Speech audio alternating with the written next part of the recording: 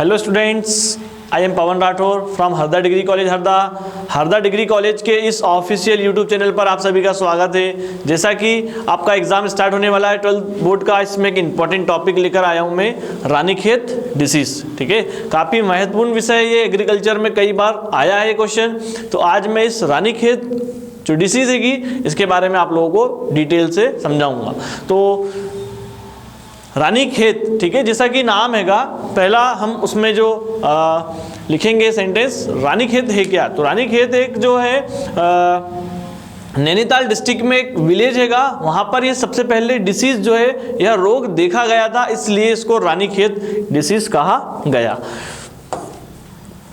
Introduction देखें हम तो इसको हम NDVS वायरस अर्थात न्यूकैसल डिसीज वायरस भी हम कह सकते हैं, अर्थात इस नाम से भी यदि आता है NDVS। ठीक है, तो न्यूकैसल डिसीज वायरस होता है ये एक प्रकार का। ठीक है, खासकर जो बर्ड से या पोल्ट्री फार्मिंग में जो मुर्गियां होती है कि ज़्यादातर वहाँ पर ये क्या करता है, रोग जो है उत्पन्न होता है, अर्थात जो मुर्गियां हैं उनको प्रभावित करता है। आगे देखें हम, खासकर ये वर्ल्ड वाइड प्रॉब्लम है, मतलब ऑल ऑफ वर्ल्ड में ये डिसीज जो है क्या कर रही है, फैल रही है। क्यों? क्योंकि इसका जो है रोग देखें हम, जो रोग फैलने की जो मॉर्टेलिटी हैगी, मतलब मृत्यु दर है रोग के बाद जो मॉर्टेलिटी हैगी वो हाई है।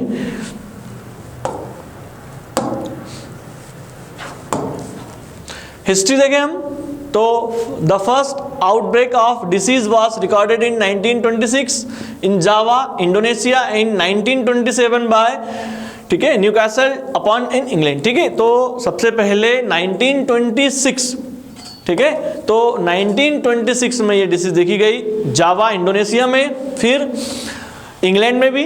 इंडिया में देखें कहाँ पर, भारत के अंदर रोग कहाँ पर फैला ये सबसे पहले, तो इंडिया में मैंने अभी जैसा बताया नैनीताल डिस्ट्रिक्ट में जो रानीखेत एक विलेज है वहाँ पर इसको देखा गया। ये जो है कुमोन हिल्स जो है नैनीताल डिस्ट्रिक्ट के अंदर प्रेजेंट, वहाँ पर ये जो है प्रेजेंट था।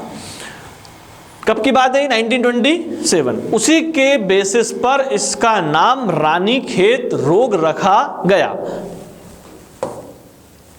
इसकी देखें हम इटियोलॉजी। ठीक है, तो ये वायरस है, विषाणु जनित रोग, अर्थात यह बीमारियों के द्वारा होने वाला एक घातक खतरनाक रोग हैगा, जो कि PMV first belonging to genus जो है इसका एक पैरामिक्सोविरिडी फैमिली, ठीक है, उसके अंतर्गत है। अर्थात NDVS जो मैंने अभी बताया था आपको, वही क्या कर रहा है, इसको फैला रहा है, मतलब Newcastle NDVS Newcastle disease virus, ठीक है, उसके द्वारा यह है।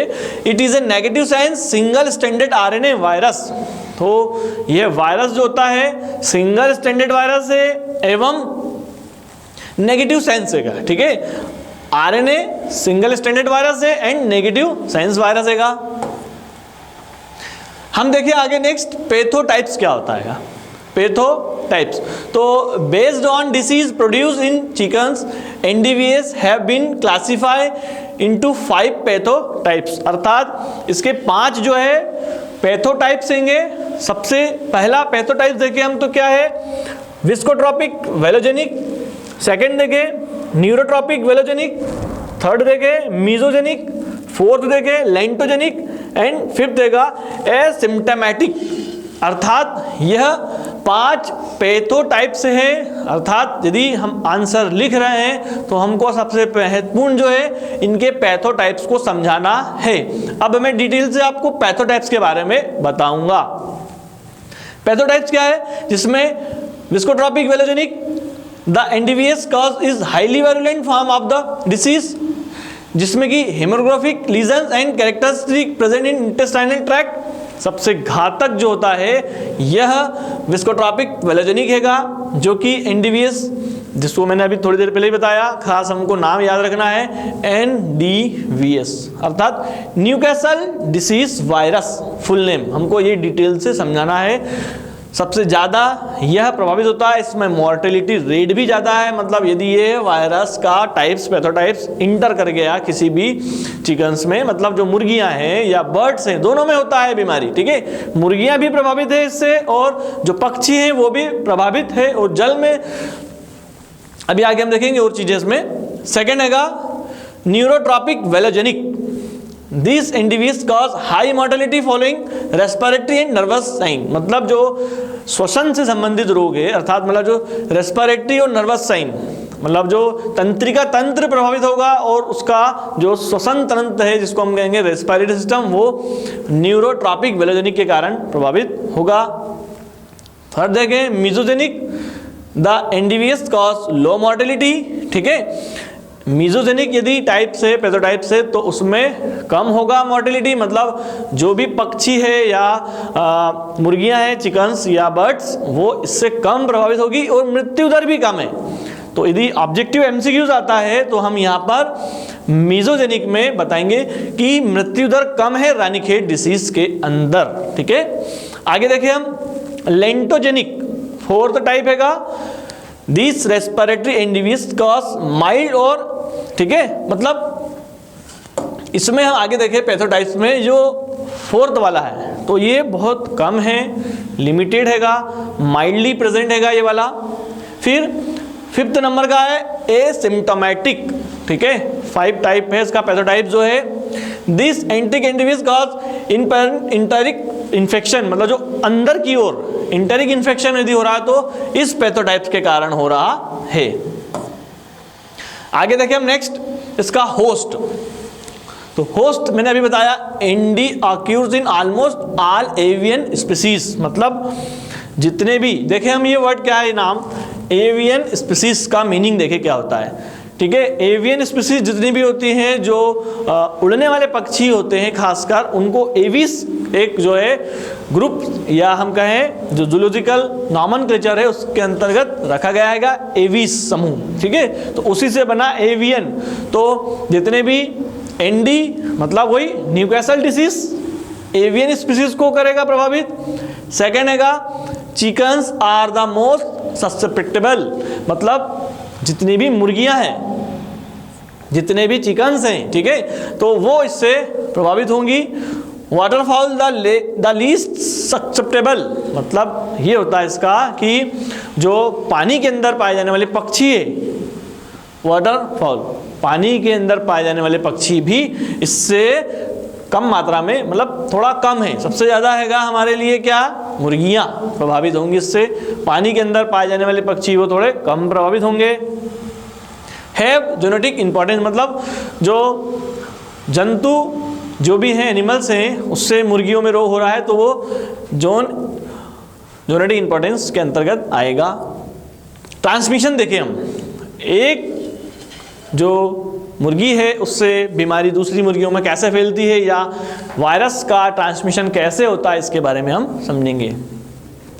इन्फेक्टेड बर्ड्स से वायरस इन है air respiratory discharge and ficus, मतलब जो भी संक्रमित पक्षी है वो वायरस उनके अंदर कैसे इंटर करेगा, तो हवा के द्वारा, जैसे वो ऑक्सीजन लेंगे उसके द्वारा। रेस्पिरेटरी डिस्चार्ज मतलब जो श्वसन से संबंधित जो भी प्रोसेस हो रही है उसके द्वारा। एंड फिकस, वायरस में आल्सो भी present in eggs laid during clinical disease and in all parts of the carcass during acute viral infection, मतलब कि वायरस जो होता है, विषाणु जो होता है वो एग के, अंडे के चारों तरफ प्रेजेंट होगा और उसके अंदर ज़्यादा ये वायरुलेंट होगा। Chickens are readily infected by aerosols and by ingestion contaminated water और फूड, जो भी मुर्गियां हैं वो कंटामिनेटेड पानी और जो भोजन है उसको यदि वो ग्राइंड कर रही है उससे भी ये ट्रांसमिशन हो जाएगा वायरस का। In infective faeces the virus are present in higher titre, मतलब जो इन्फेक्टेड फिकस है उससे भी ये वायरस ज़्यादा फैलेगा। Transfer of virus, especially by the movement of pupil and contaminated equipment of the method of spread between poultry flocks, मतलब जो पोल्ट्री फार्मिंग हैगी, मतलब जहाँ पर मुर्गी पालन किया जाता हैगा उस पर्टिकुलर एरिया में भी ज़्यादा मात्रा में इन्फेक्टेड जो भी चिकन से अर्थात मुर्गियाँ हैं उससे भी यह फैलेगा। पैथोजेनेसिस देखें हम क्या होता है, द एनडीवी जीनोम, ठीक है। एनडीवी फिर बता रहा हूं अगेन, बहुत इंपॉर्टेंट वर्ड है, इस नाम से भी क्वेश्चन आ सकता है। डिफाइन एनडीवी या राइट कमेंट अपॉन एनडीवी। संक्षिप्त टिप्पणी लिखिए रानीखेत रोग पर या संक्षिप्त टिप्पणी लिखिए एनडीवी पर। तो एनडीवी मैंने बताया Newcastle disease virus. The NDV genome encode nucleus capsid protein, NP जिसको बोल रहे हैं, मतलब जो जीनोम होता है एनडीवी का, उसके अंदर क्या क्या है, तो जो न्यूक्लियस है ना, उसके अंदर कैप्सिड प्रोटीन एनपी हैगा, ठीक है। फिर फ्यूजन प्रोटीन प्रेजेंट है, फास्फोप्रोटीन पी से इसको डिनोट किया हैगा, वो प्रेजेंट हैगा, मैट्रिक्स प्रोटीन प्रेजेंट है इसमें, फिर हीमोग्लूटिनिन न्यूरोमिनेडाइज एचएन जिसको हम कह रहे हैं वो प्रेजेंट है, and large RNA dependent polymerase protein जिसको एल से डिनोट किया गया है वो प्रेजेंट है। The matrix proteins are part of a layer below the viral membrane and participate in viral assembly. The hemagglutinin neuraminidase HNF and glycoprotein form part of the viral external envelope। मतलब इसका meaning ये बता रहा है कि HN और F, ठीक है, ये जो है हमारा ग्लाइकोप्रोटीन, ये खासकर जो वायरल एक्सट्रीम है उसको इफेक्ट कर रहा है। फिर आगे देखें, the cleavage site of F protein determine the virulence, ठीक है। तो क्लीवेज साइट होती है जो उसके, ठीक है, जो हम विदलन कह रहे हैं वो उसकी प्रोसेस यहाँ पर हो रही है। फिर क्लिनिकल फाइंडिंग देखें हम क्या होता है। क्लिनिकल फाइंडिंग में इसमें खासकर जो हाईली मॉडरेटरी है और इसमें जिसको एसिम्टोमेटिक सिम्टम्स कह रहे हैं, मतलब खासकर जो मुर्गियां जिनमें लक्षण प्रकट नहीं हो रहे हैं, लक्षण दिखाई नहीं दे रहे हैं, वो मुर्गियां इससे ज़्यादा प्रभावित होती है और उनका मोर्टेलिटी रेट ज़्यादा है। मतलब जिनमें लक्षण दिख रहे हैं, सिम्टम्स दिख रहे हैं बीमारी के कि रानीखेत डिसीज हो चुकी है उस पक्षी को या उस मुर्गियों को, बट उनकी डेथ रेट, जिनमें सिम्टम्स हैं दिख रहे हैं दूर से कुछ ना कुछ, उनकी मोर्टेलिटी कम है, पर जिनमें सिम्टम नहीं दिख रहे हैं वो भी इससे ज़्यादा मोर्टेलिटी, मतलब उनकी मृत्यु दर ज़्यादा है। इसका इंक्यूबेशन पीरियड देखिए 4 to 6 days। मतलब जो रोग अवधि है, भाई पक्षी को बीमारी हो गई या मुर्गियों को बीमारी है तो लगभग कितने दिनों तक उसका जो इंक्यूबेशन पीरियड रहेगा, तो इंक्यूबेशन पीरियड को 4 to 6 days के अंदर रेंज जो है बताई गई है, इतने दिनों के बीच में वो रोग अपना लक्षण दिखाएगा। Spread in slower in faecal oral route in the primary means in transmission particularly on के। हम देखें आगे ये जो बताया गया है, ठीक है, जो oral route, faecal oral route transmission हैगी, ठीक है, प्रोसेस, इसके द्वारा भी ये रोग प्रभावित कर रहा है। Young birds are the most susceptible. जो पक्षी है एवियन ग्रुप के अंतर्गत बीमारी हो रही है तो यंग बर्ड्स हैं वो इससे ज़्यादा प्रभावित हैगी और इसके कारण उनको रोग ज़्यादा हो रहा है। एक चार्ट बनाया हुआ है, काफ़ी इंपॉर्टेंट चार्ट है ये वाला, इसको देखें हम तो कुछ ऑब्जर्व साइन दिए गए हैं कि रेस्पिरेटरी, डाइजेस्टिव और नर्वस सिस्टम के द्वारा यहाँ पर, ठीक है। तो क्या है समझिए हम, इसमें वेलोजेनिक वायरस हैगा, ठीक है, एंड मीजोजेनिक वायरस हैगा, खासकर हाईली वायरुलेंट है। मतलब जो वेलोजेनिक वायरस का, जैसे हमने भी पढ़ा था 5 टाइप के पैथोटाइप्स, उसमें फर्स्ट था वेलोजेनिक वायरस। ये हाईली वायरुलेंट है, मतलब ज़्यादा रोग फैलाएगा, ज़्यादा रोग उत्पन्न करेगा, जिसमें सडनली डेथ होगी, डिप्रेशन होगा, ठीक है, प्रोस्टेशन होगा, डायरिया, फीकल एडिमा, ठीक है, फिर साइनोसिस कॉम होगा और मॉर्टेलिटी रेट जो है 100% होगा। तो वेलोजेनिक वायरस यदि इफेक्टेड कर रहा है किसी भी पर्टिकुलर मुर्गियों को या बर्ड्स को, तो मॉर्टेलिटी जो रेट है, मृत्यु दर अधिक से अधिक मात्रा में इसके द्वारा जो है डेथ हो रही है मुर्गियों की एवं पक्षियों की। वेलोजेनिक वायरस, ठीक है। मीजोजेनिक वायरस मॉडरेटली वायरुलेंट हैगा, ये सेवियर रेस्पिरेटरी साइन दिखेंगे, कुछ ना कुछ हमको इसमें श्वसन से संबंधित जो लक्षण है, कैरेक्टरिस्टिक्स, वो दिखेंगे। डिक्रीज नर्वस साइन दिखेंगे, increase drop in egg production और मोर्टेलिटी रेट जो है वो 10%, मतलब 100 और 10 मतलब 90% का डिफरेंस है दोनों में। इस पे 10% हो रहेगा, इस पे 100% हो रहा है। तो ये हम बताएंगे। वेलोजेनिक वायरस के बारे में एमसीक्यूज आ सकता है क्वेश्चन कि रानीखेत डिसीज में हाईली वायरुलेंट जो वायरस है या हाईली वायरुलेंट वायरस का जो है क्या है टाइप, पैथोटाइप, तो वेलोजेनिक हैगा। आगे देखें हम लीजन्स, ठीक है, इसका मीनिंग ये होता है कि घाव, ठीक है। तो लीजन्स क्या है, तो मैक्रोस्कोपिक लीजन्स वेलोजेनिक फॉर्म में, वही जस्ट बताया अभी आपको, वेलोजेनिक फॉर्म ज्यादा इफेक्ट कर रहा है तो उसी को हम डील करेंगे यहाँ पर। Young chickens and those dying peracutely may have no lesions especially in birds that only show nervous sign, मतलब जो युवा मुर्गियां हैं उनके अंदर जो है लीजन जो घाव है वो कम दिखेंगे और नर्वस सिस्टम से रिलेटेड जो साइंस है वो ज़्यादा उजागर होंगे, दिखेंगे। Remarkable lesions are usually observe only with VVND and they include, वही बताया मैंने आपको नाम इसका NDV, ठीक है, न्यूकासल डिसीज वायरस। फिर हेमरेज इन इंटेस्टाइन, ये एक दिया हुआ लीजन, मतलब जो घाव होगा वो जो छोटी आंत होती है, बड़ी आंत होती है, उसके अंदर भी हेमरेज जो है वो कॉज होगा। फिर पेटिकल हेमरेज इन प्रोवेटिकुलस, ठीक है, enlarge and necrotic caecal tonsils, necrosis and haemorrhage in lymphoid aggregates in intestine, splenic necrosis in capsular surface, nervous system lesions are not seen regulates in pathotypes. तो ये lesions है, अर्थात कहीं ना कहीं जो घाव दिख रहा है वो किस पर्टिकुलर एरिया में दिखेगा, इसके बारे में यहाँ बताया गया है। माइक्रोस्कोपिक लीजन देखें क्या होता है, is variable, they are therefore in no value in the diagnosis. Lesions in the central nervous system and those of non-purulent encephalitis with neural degradation. फिर जो लिम्फोसाइट से, फिर फोकाई ऑफ ग्लियल सेल से, ठीक है, इनके अंदर एंडोथेलियल सेल से, इनके अंदर भी यह क्या होगा, मैक्रोस्कोपिक जो घाव है वो दिखेंगे। फिर कुछ ना कुछ हमको जो लिम्फोइड टिश्यू होते हैं, ठीक है ना, लिम्फोइड टिश्यू के अंदर भी यह हमको इन्फेक्शियस जो डिसीज से दिख रही है हमको वो बताया जाएगा। ये और कुछ पॉइंट दिए गए हैं, इसका आप चाहो तो स्क्रीनशॉट ले सकते हैं, ठीक है। Necrotic lesions are found throughout of the spleen, तो जो स्प्लीन होता है उसके बाहर की ओर नेक्रोटिक लीजन्स अर्थात नेक्रोटिक घाव जो है वो दिखेगा। Marked degeneration of the medullary regions of bursa, the haemorrhagic necrotic lesions in the intestinal tract develop in lymphoid aggregates, ठीक है, जो अभी मैंने बातें बताई वही हैगी, ठीक है।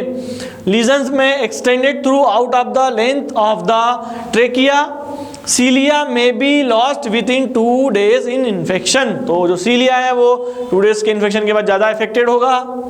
Oedema, cell infiltration and increase thickness and density of the air sacs में ऑक्यूर, जो एडिमा है, सेल इन्फ्लेट्रेशन हैगा, जो थिकनेस हैगी, जो एयर सेक्स है वो भी इससे ज़्यादा प्रभावित होंगे। Diagnosis, none of the clinical sign or lesions can be regarded as specific or pathognomonic. Confirmation test by, ठीक है, मतलब हम पहचानेंगे कैसे कि टेस्ट क्या लगाएंगे या बीमारी का आइडेंटिफिकेशन कैसे करेंगे, उसके बारे में यहाँ बताया जाएगा। तो कंफर्म टेस्ट लगाएंगे हम, हीमोग्लूटिनेशन इनहिबिशन टेस्ट एक तो, ठीक है, सिंगल रेडियल इम्यूनोडिफ्यूजन, ठीक है, एक टेस्ट ये लगाएंगे। Then agar gel precipitation, virus neutralization, VN जिसको हम बोल रहे हैं, ठीक है, वायरस न्यूट्रलाइजेशन इन चिक एम्ब्रियो, जो मुर्गियां होती है उसके जो भ्रूण में हम वायरस न्यूट्रलाइजेशन टेस्ट भी लगाएंगे। ELISA and plaque neutralisation test, मतलब ये इतने प्रकार के, ठीक है, हम देखें इसका कि नंबरिंग करें यदि मान लो तो ये 1, ठीक है, ये सेकेंड हो गया हमारा 2, ठीक है, ये 3, ये 4, देन ये 5 और ये 6। तो ये 6 प्रकार के टेस्ट हम यहाँ पर जो है लगा सकते हैं, देखेंगे। ठीक, जैसा हमने देखा डायग्नोसिस, इसमें एलिजा टेस्ट था, ठीक है। देन इसके बाद आगे देखते हैं डिफरेंशियल डायग्नोसिस क्या आएगा, ठीक है। तो डिफरेंशियल डायग्नोसिस में एवियन इन्फ्लुएंजा हम इसके द्वारा भी पहचान कर सकते हैं बीमारी की। Infectious laryngotracheitis, infectious bronchitis, EDS 76, infectious coryza, fowl cholera, salmonellosis, and some of their lesions resembles those of the ND, जो न्यूट्रलाइजिंग वायरस हैगा जिसको हम NDV बोल रहे हैं, ठीक है ना, उसके द्वारा भी हम इसको आइडेंटिफाई कर सकते हैं। तो ये डिफरेंशियल डायग्नोसिस की टेक्निक है, इनके द्वारा हम जो है बीमारी को क्या कर सकते हैं, आइडेंटिफाई कर सकते हैं। प्रिवेंशन, कैसे रानीखेत रोग को रोका जा सकता है, बीमारी का स्प्रेड को कम किया जा सकता है, कम से कम डेथ रेट हो, इसका ध्यान हम कैसे रख सकते हैं, क्योंकि खासकर पोल्ट्री फार्मिंग जो उद्योग है, इंडस्ट्री है, वो हाई लेवल पे और इससे प्रभावित है मुर्गियाँ, ठीक है। चिकन्स जो हैं वो बहुत प्रभावित है इनसे। तो प्रिवेंशन बहुत इंपॉर्टेंट है, हमको प्रिवेंशन के बारे में डिटेल से बताना है। तो हम देखें लाइव लेंटोजेनिक वैक्सीन, ठीक है, chiefly B1 and LaSota strain, ठीक है, क्या दिया हुआ है, B1 एंड लासोटा स्ट्रेन्स, ठीक है, इनका हम यूज करेंगे। कैसा यूज करना है वो बता रहा हूं मैं आपको। तो जो पीने योग्य पानी है, ठीक है, ड्रिंकिंग वाटर होता है, उसके अंदर हम ये जो 2, ठीक है, स्ट्रेन, एक तो लासोटा स्ट्रेन एंड B1, ठीक है, ये दोनों को वैक्सीन है एक प्रकार के, हम कहें तो इनको पानी के माध्यम से जहाँ भी हम वाटर का यूज कर रहे हैं, ठीक है, स्प्रेड कर रहे हैं, तो वो उसके द्वारा हम दे सकते हैं। इसके अलावा healthy chicks are vaccinated as early as day 1 to 4 day of life. तो जितनी भी हेल्दी चिक्स होते हैं उनको हम 1 से 4 दिन के अंदर फर्स्टली वैक्सीनेटेड करें, मतलब उनका वैक्सीनेशन करें। यदि वैक्सीनेशन कर देंगे तो रोग प्रतिरोधक क्षमता उनकी बढ़ जाएगी और जिससे डेथ रेट कम होगा। तो जितने भी हेल्दी जो हमको दिख रहे हैं दूर से सिम्टम्स में, उनको हम क्या करेंगे, वैक्सीनेटेड करेंगे, और जो डेथ रेट है, मृत्यु दर है, उसको हम क्या करेंगे, कम करेंगे। आगे देखें, delaying vaccination until the 2nd or 3rd week avoids maternal antibody interference with an active immune response। तो जो हम देखें मैटरनल एंटीबॉडी इंटरफेरेंस है जो कि एक्टिव इम्यूनो रिस्पॉन्स को बताता है, इसको भी हम यूज करेंगे। Oil adjuvanted infected inactivated vaccines are also used following live vaccine in breeders and layers and may be used alone in situation where use of live virus may be contracted, ठीक है। अब देखिए हम क्या होता है ये, तो एक प्रकार का वैक्सीन है ऑयल एडजुवेंटेड इनएक्टिवेटेड वैक्सीन, इसका हम यूज करेंगे, लाइव वैक्सीन के फॉर्म में यूज करेंगे, जो भी ब्रीडर्स होते हैं और लेयर से, ठीक है, breeders and layers and may be used alone in situations, ठीक है। तो हम ऑयल एडजुवेंटेड इनएक्टिवेटेड वैक्सीन को देकर भी हम इसके अंदर जो है डेथ रेट को कम कर सकते हैं। तो ये प्रिकॉशंस है, और कुछ प्रिकॉशंस में नॉर्मली बता रहा हूँ, जैसे कि जो पर्टिकुलर एरिया हैगा उसको हम सैनिटाइज करेंगे। देन उसके बाद यदि बीमारी का जो डिसीज का प्रकोप फैल रहा है, ठीक है, बीमारी का डिसीज का प्रकोप फैल रहा है, तो हम उसको क्या करेंगे, जो भी सरफेस एरिया है, जो मुर्गियां हैं जहां रह रही है, उसको डिसइंफेक्ट का काम करेंगे। तो प्यारो बच्चों, यह एक इम्पॉर्टेंट टॉपिक है एग्रीकल्चर, जो आपका पेपर है एनिमल हस्बेंड्री पोल्ट्री फार्मिंग, ठीक है, डेयरी तो दुग्ध उत्पादन से संबंधित हैगा, उसमें ये कई बार क्वेश्चन आएगा। नाम हमको याद रखना है, ठीक है, नैनीताल डिस्ट्रिक्ट में रानीखेत विलेज, ठीक है, जिसके अंदर इसको सबसे पहले फर्स्टली देखा गया, खोजा गया, वहाँ पर इसकी जो है फर्स्टली ऑक्यूर मतलब कहें इसको देखा गया, तो उसी शहर ठीक है, गांव के नाम पर इसको बताया गया है। तो हमने आज देखा एक डिसीज रानीखेत।